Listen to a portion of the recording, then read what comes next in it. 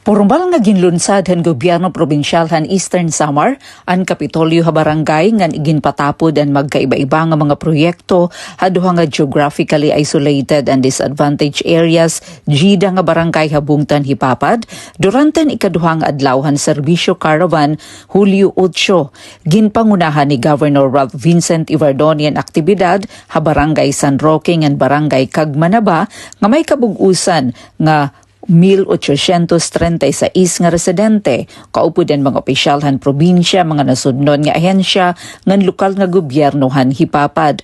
Haiya mensahe ginanunsyan gobernador ang paglunsad han Kapitolyo ha barangay.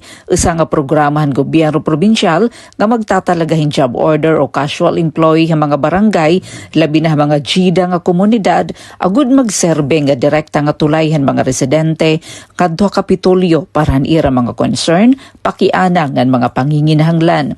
Sumalakan Ivardoni, gintikangan na ang programa hapipira nga barangay ngan ginlalauman nga mas mapapadali ang koordinasyon ngan paghatag han serbisyo ngadto ha mga komunidad nga hirayo ha sentro han bungto. Ha barangay San Roque, igin turnover han gobernador ang Certificate of Ownership han covered court. Igin saad liwat niya nga pag-uusisang ng probinsya ang hangyo han barangay San Roque paran pagpauswag han river landing o pantalan samtang padayon ang konstruksyon han kalsada. Tipakadto ha barangay pinaagyan suporta ni House Minority Leader ngan Congressman Sheen Gonzales. Ha barangay Cagmanaba ginbaton liwat han gobernador ang hangyo han mga opisyal han barangay paran pagkalsada tipakadto ha daycare center nga nagiging makuri agian labi na kon panahon han kamauran. Pulong paniya bibisitahon ngan susuklon ang proyekto agud mahibaruan ang kinahanglan nga pondo para ang implementasyon hini.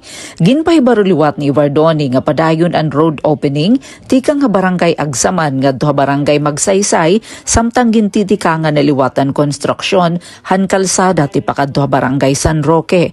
Ginpahayag niya nga nagpapadayon ang pagburublig han mga leader han probinsya ngan han distrito base mapauswagan infrastruktura ngan maipahirani ang mga serbisyon gobyerno ngadto ha mga komunidad.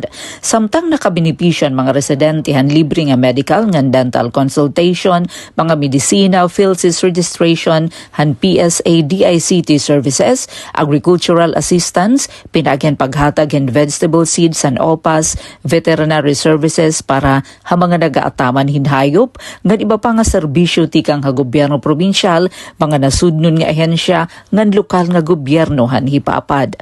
Ang serbisyo caravan, kabahin inihan padayon nga programa han administrasyon ni Governor Ivardoni kaipahirani ang mga batakan nga serbisyon gobyerno ngadto ha mga geographically isolated and disadvantaged areas han Eastern Samar.